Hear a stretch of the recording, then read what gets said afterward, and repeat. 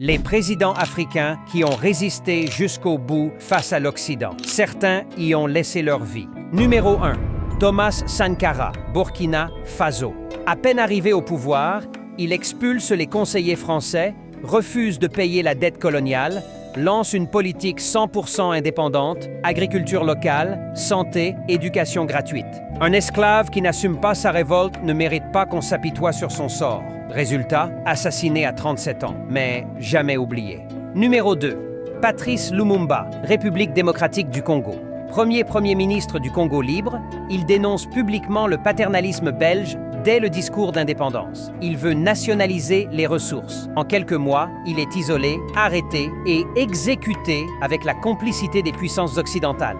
Numéro 3. Muammar Kadhafi, Libye. Il voulait créer une monnaie africaine adossée à l'or, lancer une banque africaine indépendante et unir militairement le continent. Il finira renversé en 2011 par une coalition de l'OTAN, mais son rêve continue d'inspirer. Numéro 4. Sékou Touré, Guinée. En 1958, il dit non à De Gaulle et à la France-Afrique. Il préfère la liberté dans la pauvreté que la richesse dans l'esclavage. Commente le nom d'un leader moderne qui résiste encore et tag quelqu'un qui a besoin de s'inspirer de ces héros africains.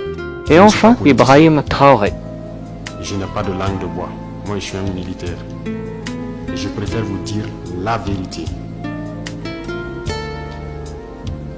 Chacun est libre de prendre ou de laisser. Tout le monde roule dans sa voiture, tout le monde dit bien, on mange matin, on mange midi, on mange le soir, on fait ce que nous voulons faire. On est libre de parler, de dire ce que nous voulons. C'est la démocratie, c'est le droit, c'est tout. C'est tout ce que nous connaissons à Ouagadougou. Mais allez-y les voir, les enfants qui ont la peau sur les os. Allez voir les vieillards qui meurent de faim. Allez voir ces femmes qui ne peuvent plus allaiter parce qu'elles n'ont plus rien dans le sein. Allez les voir, ne faisons pas semblant. Si nos journalistes n'ont pas le courage d'aller sur le terrain et vous ramener ces genres d'images, parce qu'on veut laver l'image du Burkina, je vous dis que c'est faux, ça existe.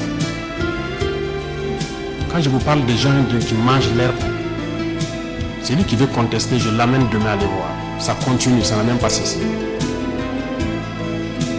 Parce qu'on a pu ravitailler certains villages, mais d'autres pas encore, on est toujours en route. Qu'un civil ne peut daigner même soutenir aussi avec des camions pour qu'on puisse être solidaire vis-à-vis de ces populations-là. C'est quelle intégrité? C'est quoi l'intégrité? Burkina Faso, c'est quoi? C'est ça qui nous a révoltés. Et on a toujours révolté. Tant qu'on ne va pas soigner les maux de ce pays-là, on sera toujours révolté. Pour l'instant, on a pu, dans l'armée, quand même réaliser quelques camions et transporter les vivres avec nos propres moyens, bien qu'on ait loué d'autres même ajoutés, vers des populations qui mouraient de faim. Et même dans cette location, j'ai vu qu'il n'y a aucune pitié.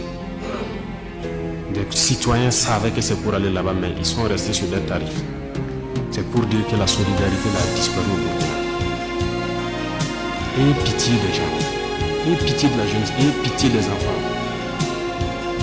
Qu'est-ce qu'ils ont fait ces villageois-là pour que quand le soleil tombe, et ils se retrouvent dans les grottes, dans les arbres, ils quittent le village. Et le matin, ils se pointent, ils regardent pour voir si tout va bien avant de revenir. Ils dorment dans la bourse. Ils ne peuvent pas dormir chez eux. On ne vous dit pas cette vérité. C'est la réalité du Burkina comme ça. On ne voit que nos vies.